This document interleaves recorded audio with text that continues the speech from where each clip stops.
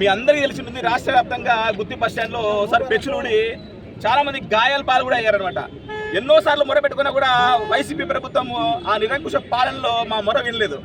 కానీ పెద్దలు, గౌరవనీయులు, దార్శనికమైనటువంటి నేత చంద్రబాబు నాయుడు గారు తన అద్భుతమైనటువంటి పోరాటంతో పవన్ కళ్యాణ్ గారి నేతృత్వంలో మరీ ముఖ్యంగా మా లోకల్ శాసనసభ్యులు, మా ఆత్మీయ నాయకుడు గుమ్మనూరు జయరాం గారి అద్భుత సహకారంతో ఈరోజు 5 కోట్ల రూపాయల పనిని స్టార్ట్ చేయడం, ముఖ్యంగా నూతనంగా ఎన్నికైనటువంటి కాషాయ దళపతి నాగరాజు గారి సారథ్యంలో మరీ ముఖ్యంగా యువతకి అయినటువంటి రాయలసీమ ప్రాంతంలోనే మా టీజీ భరత్ గారు మంత్రివర్యులు వచ్చి ఈరోజు ఈ కార్యక్రమాన్ని శంకుస్థాపన చేయడాన్ని నిజంగా మిత్రపక్షంగా జనసేన పార్టీ ఇన్ఛార్జ్ గా చాలా గౌరవంగా ఫీల్ అవుతున్నాను.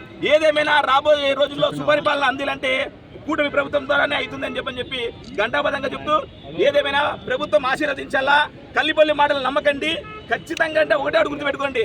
అనేకమైనటువంటి ఆరోపణలు చేస్తున్నారు.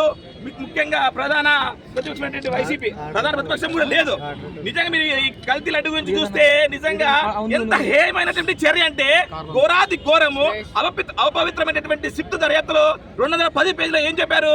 ముఖ్యంగా నిజంగా ఎక్కడే కానీ నెయ్యి అవశేషాలే లేవు అంటే, ఎక్కడ కానీ అంత మొత్తం కెమికల్ తిరిగింది అని చెప్తున్నారు. కానీ వీళ్ళు సిగ్గు లేకపోతే మరి మేము జంతు అవశేషాలు లేవు, అవి లేదు అని చెప్తున్నారు. ఏదేమైనా మీ విజ్ఞతగా వదిలేస్తున్నాము.